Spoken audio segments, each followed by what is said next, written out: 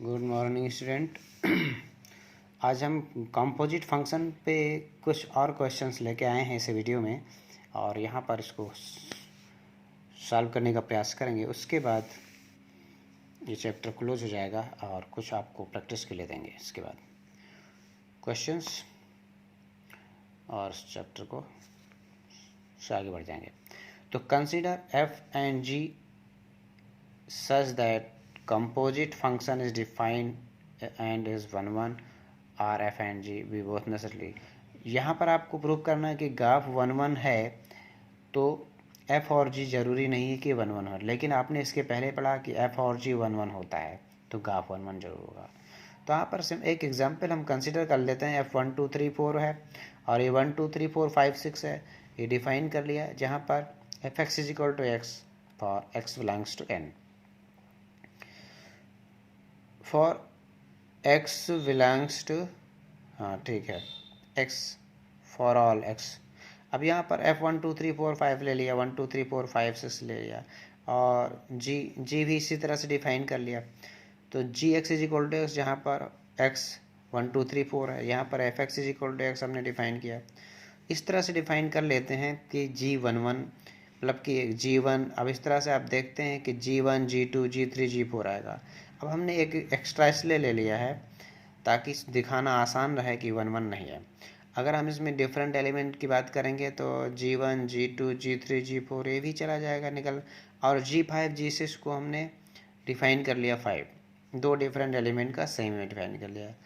और ग्राफ हम लेते हैं जब, तो graph X is equal to X में जी ऑफ एफ एक्स होता है। तो अब ग्राफ फ्रॉम ए टू से होता है, तो graph 1 graph from A to से होता है। क्यों? क्योंकि एफ फ्रॉम ए टू भी है, ए और ये है, ये बी है। इसके पहले पढ़ चुके हो, जी फ्रॉम बी टू सी है, तो ग्राफ फ्रॉम ए टू सी होता है, ग्राफ फ्रॉम ए टू सी। तो ग्राफ 1 ग्राफ 2 ग्राफ 3 ग्राफ 4 तो निकलेगा, ग्राफ 1 ग्राफ 2 ग्राफ 3 ग्राफ 4 निकलेगा। अब ग्राफ 1 ग्राफ 2 ग्राफ 3 ग्राफ 4 तो निकलेगा, यानी कि g of f1 g of f2 g of f3 g of f4, तो यहाँ तक तो निकल आएगा। लेकिन यहाँ पर देख रहे हैं आप कि ग्राफ तो 1 1 क्लियर है, कि ग्राफ तो 1 1 क्लियर हो जाएगा उसके अकॉर्डिंग, क्योंकि एफ़ के अकॉर्डिंग ए इसका जो डोमेन है एफ़ का, उसके अकॉर्डिंग ग्राफ निकल आएगा, और इस तरह से ग्राफ तो 1 1 हो जाएगा। लेकिन जब हमने डिफाइन कर लिया कि g x is equal to x, जिसमें g5 g6 को 5 दिखाया है, तो अब g5 g6 5 दिखाया है, तो डिफरेंट एलिमेंट के डिफरेंट इमेजेस होने चाहिए, जबकि यहाँ पर दो डिफरेंट एलिमेंट हमने सेम इमेज ले लिया है। तो आपने देखा ग्राफ तो 1 1 दिखा दिया, लेकिन g1 1 नहीं है। तो इस तरह से ले सकते हैं एग्जाम्पल्स और शो कर सकते हैं। अब एक एग्जाम्पल है, f from n to y be a function defined as, sorry इसको काट दीजिए, ये fn है। यहाँ पर थोड़ा कन्फ्यूजन था, इसलिए दोबारा इस क्वेश्चन को नोट किया। y is equal to N square, यहाँ पर थोड़ा सा ध्यान दीजिएगा, एन स्क्वायर लिखा हुआ, y is equal to N square, N belongs to N. Question जो मैंने इसमें भेजा है उसमें देख लीजिएगा, जो क्वेश्चंस के हमने दिया है उसमें देख लीजिएगा। यहाँ पर एन स्क्वायर है, N belongs to N, N subset N है, नेचुरल नंबर है। अब शो करना है एफ इज इन्वर्टिबल। तो अभी तक आपने जितना भी पढ़ा कि एफ 1 1 एंड 2 हो जाए तो इन्वर्टिबल हो जाता है, और आप सॉल्व कर लेते हैं। अब हम कंपोजिट के हिसाब से देखेंगे कि फॉग और ग्राफ को अगर हम आइडेंटिटी दिखा दें तो इन्वर्टिबल हो जाएगा फंक्शन। तो जैसे आप इन जनरल रियल नंबर्स में आप देखते हैं कि 2 और उसका 1/2 मल्टीप्लाई करते हैं 1 आ जाता है, तो एक दूसरे के इन्वर्स हो जाता है। उसी तरह से फॉग और ग्राफ एक कंपोजिट फंक्शन है, अगर वो आइडेंटिटी हो जाए तो एक दूसरे के क्या हो जाएंगे, इन्वर्स हो जाएंगे सिंपली। और ऐसा भी कर सकते हैं कि फॉग 1 1 दिखा दें, 1 1 और 2 दिखा दें तो भी इन्वर्टिबल हो जाएगा। तो यहाँ पर हम क्या करते हैं, एक फंक्शन डिफाइन कर लेते हैं g, और आपको पता है कि कोई फंक्शन एक दूसरे का इन्वर्स तभी होगा जब वो 1 1 और 2 हो। तो जी कोई फंक्शन हमने आर्बिट्ररी एलिमेंट y ले लिया, जो कैपिटल Y के अंदर है, जिसमें for some x belongs to n, y is equal to क्या है, एन स्क्वायर है। आप देख रहे हैं y किसका एलिमेंट है, कैपिटल Y का, और ये यहाँ पर जो y के अंदर सेट है वो n स्क्वायर है, n किसका एलिमेंट है, n का। तो y n स्क्वायर, यानी कि y is a function of n, y किसका फंक्शन है, जैसे y is equal to F X, Y is a function of है, यहाँ पर Y is a function of N square N. अब जब हम इन्वर्स निकालते हैं के लिए क्या करते हैं, इसको रिवर्स करते हैं। तो N square is equal to Y करेंगे तो N is equal to root Y. तो अब जब रिवर्स कर दिया तो उसके अकॉर्डिंग हम जी फंक्शन डिफाइन कर लेते हैं वाई टू एन। जैसे एफ फंक्शन डिफाइन किया था एन टू वाई, तो हम जी कोई फंक्शन डिफाइन कर लेते हैं वाई टू एन, क्योंकि हमने यहाँ पर Y is a function of N था तो N is a function of Y. इस तरह से हम रिवर्स उसको रिवर्स कर रहे हैं, तो उसके हिसाब से जी भी हमने रिवर्स कर लिया वाई टू एन। अब आगे हम देखेंगे जब जी, अब जी किस पे ऑपरेट होगा, वाई के एलिमेंट पे ऑपरेट होगा, वाई सेट के जो एलिमेंट है उस पर ऑपरेट होगा। तो इसका एलिमेंट वाई है तो जी वाई, तो हमें क्या देगा, इसके देगा एलिमेंट्स। तो यानी कि जो हमारा जी वाई होगा वो यही तो आएगा, क्योंकि n y is a function of n, n is a function of y, तो N is a function of y है तो जी वाई आ गया। और जी वाई किसके बराबर होगा यहाँ पर, रूट वाई। जैसे y is equal to F x, x is equal to f y, तो x is equal to f inverse y. तो उसी तरह से n is a function of y, y is a function of N था तो N is a function of y, तो यहाँ पर जो जी वाई है वो सीधा सीधा रूट वाई दे रहा है। अब हम गा ऑफ एक्स निकाल लेते हैं, जी ऑफ एफ एक्स यहाँ पर ऑलरेडी दिया हुआ, यहाँ पर गा ऑफ एन निकालते सॉरी। तो जी ऑफ एफ एन क्या है, यहाँ पर एन का फंक्शन क्या है एन स्क्वायर, एफ एन मतलब वाई, एफ एन मतलब वाई, तो ये क्या है एन स्क्वायर है, तो जी एन स्क्वायर। अब यहाँ पर जी वाई दिया हुआ तो जी में ऑपरेट करेंगे तो जी एन स्क्वायर, तो इसमें एन स्क्वायर ऑपरेट करेंगे तो एन आ जाएगा। उसी तरह से अगर हम बात करें, अगर हम बात करें फॉग वाई तो एफ ऑफ जी वाई, तो एफ ऑफ एफ में जी वाई क्या है रूट वाई, एफ में ऑपरेट करेंगे रूट वाई। तो जब हम एफ में रूट वाई ऑपरेट करेंगे तो एफ एन एन स्क्वायर था, एफ एन क्या था, यही तो एफ एन है, एफ एन एन स्क्वायर था, तो रूट वाई ऑपरेट करेंगे तो रूट वाई का स्क्वायर यानी वाई आ गया। तो आपने देखा गा ऑफ एन क्या आ गया, एन, एन किसका एलिमेंट है, नेचुरल नंबर का, तो आई एन होगा। और ये वाई आ गया, वाई किसका है, कैपिटल वाई का, तो ये आई वाई हो गया। तो गाफ और फॉग आइडेंटिटी हो गए कि नहीं है, तो जब गाफ और फॉग आइडेंटिटी हो गए, गाफ और फॉग क्या हो गए, आइडेंटिटी हो गए, इसका मतलब एफ क्या होगा, इन्वर्टिबल होगा।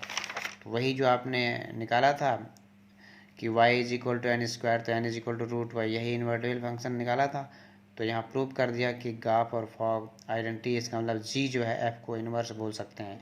तो g is called inverse of f, यानी कि f inverse is equal to क्या ले सकते हैं g, और g हमारा क्या है रूट वाई, तो यही आपका इन्वर्स हो गया। तो इन्वर्स भी फाइंड कर लिया आपने, और f इन्वर्स को ही हमने क्या बोला, g बोला। f फ्राम 1 to 3 से ABC है, एक सिंपल लेते हैं definition, F1 F2 F3 define कर लिया, find F inverse and show F inverse का इनवर्स। सिंपल क्वेश्चन है कि अगर किसी इनवर्स का इनवर्स लें तो इनवर्स आ जाएगा। F हमारा 1A 2A B 3C है, क्योंकि इसका डोमेन 1 2 3 है, रेंज आपका क्या दिया हुआ ABC। F इनवर्स जब लिखेंगे तो A1 B2 C3। अब आपको पता है कि ये इन्वर्टिबल है कि नहीं, अगर आपको F इन्वर्टिबल दिखाना है तो 1 1 ऑन 2 दिखा लेंगे। तो पहले आप दिखाएंगे कि 1 1 ऑन 2, तो ये आप दिखा सकते हैं कैसे, डिफरेंट एलिमेंट के डिफरेंट इमेज आ रहा है तो 1 1 तो होगा, ऑन 2 इसलिए होगा कि हर एक एलिमेंट ABC, ये सारे एलिमेंट देखिए कोडोमेन का हर एक एलिमेंट उसका प्री इमेज होना चाहिए डोमेन में, ये भी हो रहा है। 1 1 ऑन 2 तो इन्वर्टिबल हो जाएगा, और जब इन्वर्टिबल हो जाएगा तो एफ इनवर्स निकाल लेंगे। अब एफ इनवर्स का जब इन्वर्स लेंगे तो फिर ये उलट जाएगा, बहुत आसान है। F inverse A1 B2 C3 है, तो एफ इनवर्स का इन्वर्स करेंगे तो फिर ये रिवर्स हो जाएगा। तो इसमें कुछ भी नहीं इतना कि मुश्किल है, और आप कर लेंगे आसान से। F from R to R given by F X is equal to 3 minus X cube की पावर 1/3, देन फॉफ एक्स, बहुत ही आसान। एफ ऑफ एफ एक्स लिखेंगे, एफ एक्स क्या है यहाँ पर, ये पूरा रख देंगे। अब ये जो आया है ये पूरा एक्स में एफ में ऑपरेट होगा, एफ एक्स हमारा इतना था और ये एफ ऑफ दिस लिखा हुआ है 3 माइनस एक्स क्यूब की पावर 1/3, यानी एक्स की जगह सीधा ऑपरेट होगा इसमें।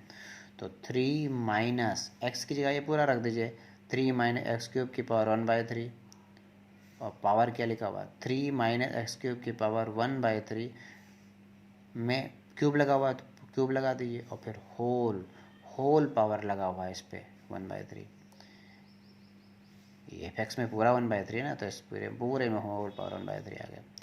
तो आप खोलेंगे इसको तो यहाँ देखिए 3 - 3 प्लस क्या बचेगा x³। क्यों?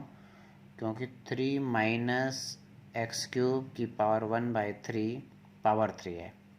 तो पहली बार इस पूरे ब्रैकेट में 1/3 और फिर पावर 3 लगा हुआ, तो 3 से 3 काट देगा, सीधे 3 - x³ बचेगा, यानी कि 3 - 3 प्लस x³ बचेगा। होल पावर 1/3 ऑलरेडी है, 3 3 काट दो तो x³ की पावर 1/3, तो x आ जाएगा।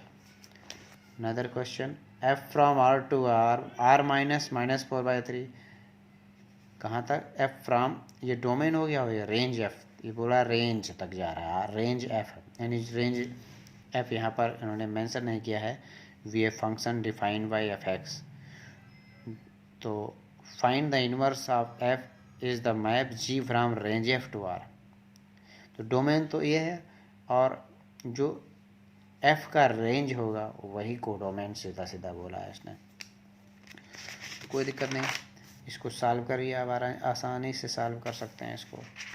तो मैं समझता हूँ इसको तो आप सॉल्व कर लेंगे, मुझे बताने की ज़रूरत नहीं पड़नी चाहिए। क्यों? आपको पता है एफ एक्स ये दिया हुआ है, क्या करते हैं, एफ एक्स ये दिया हुआ है, फाइंड करना है इन्वर्स ऑफ एफ।